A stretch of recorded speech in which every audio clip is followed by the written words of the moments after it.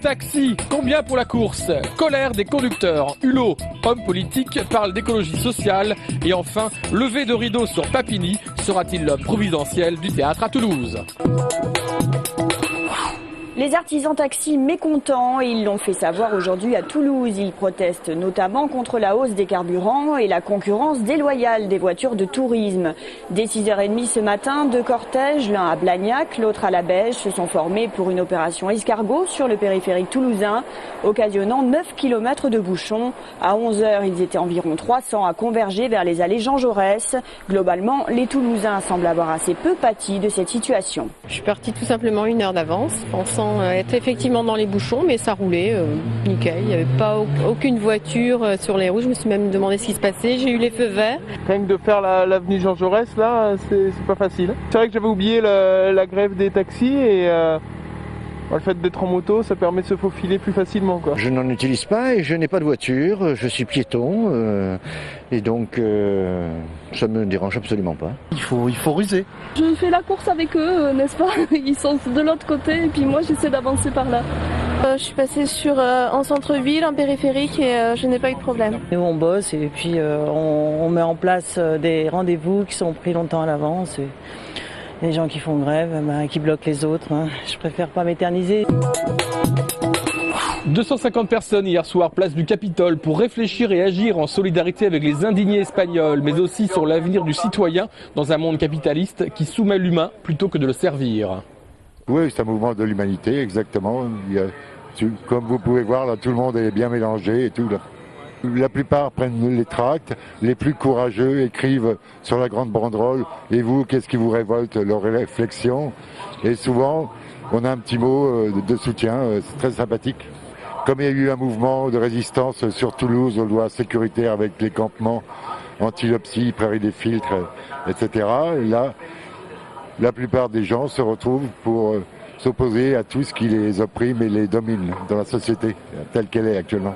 Ce mouvement d'occupation des places est international. Il ravive la démocratie directe. Sans maison, sans travail, sans retraite, mais sans peur.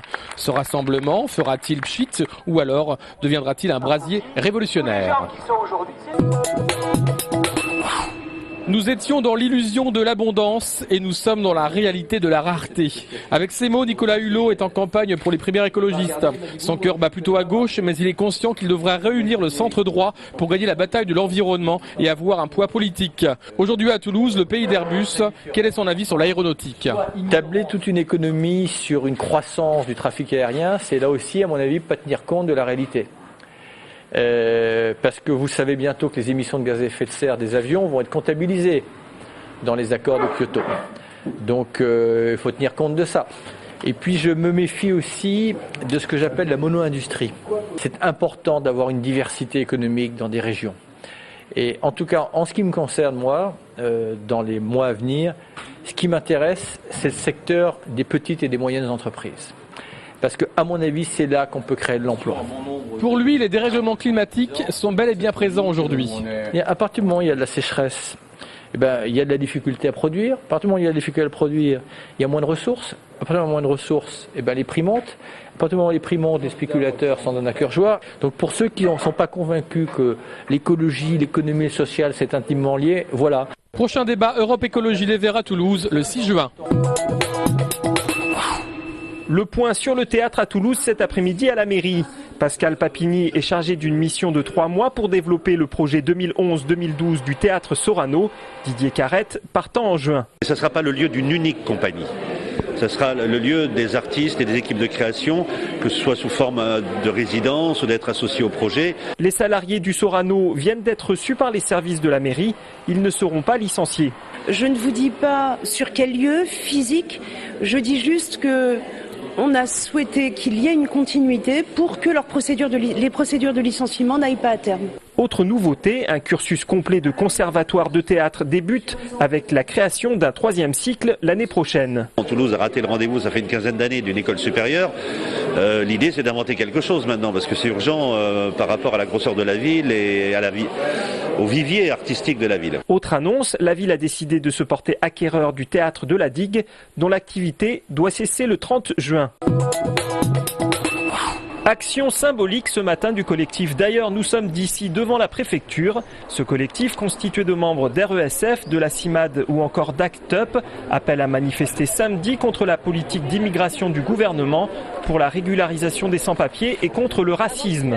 Des tas de lois sont en train de passer qui privent les citoyens de liberté et qui visent toute la population étrangère et pas que, les pauvres aussi. Le pseudo-débat sur l'identité nationale n'a pas arrangé l'affaire. La chasse aux Roms de l'été dernier a montré ce qu'il en était également, et ainsi que les mesures pour surveiller comment sont habillés les gens dans la rue.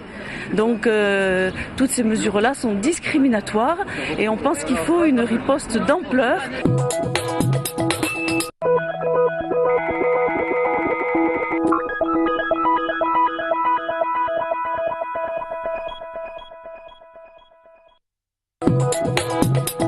Après la mise à l'écart du stadium pour l'organisation des matchs de l'Euro 2016, la mairie de Toulouse a annoncé hier sa décision de déposer un recours gracieux auprès de la Fédération française de football. Dans l'incompréhension face à une décision non justifiée, Pierre Cohen et son homologue stéphanois ont également sollicité le soutien de la ministre des Sports Chantal Joanneau.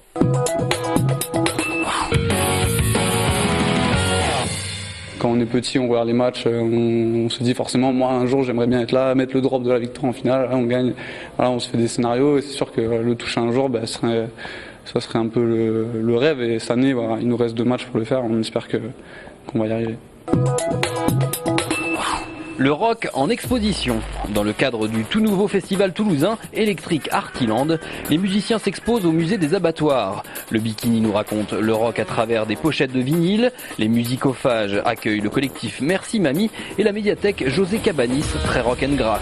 Le festival d'agitation rocambolesque et autres excentricités artistiques investit divers lieux culturels de la ville et nous propose de redécouvrir ce courant à travers des artistes à l'identité rock, des œuvres variées, dessins, découvertes musicales, graphes, peintures, magazines, photographies, affiches et pochettes. Au programme donc des expositions mais aussi des rencontres, ateliers, concerts et performances cinématographiques. Le festival est à découvrir jusqu'au 9 juillet.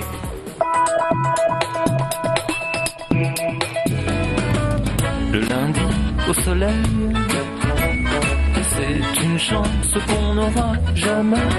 L'été avec 4 mois d'avance, c'est plus inquiétant que réjouissant. Si l'on recherche la fraîcheur au mois de mai, que se passera-t-il au mois d'août ? Quand on travaille, que le ciel est beau,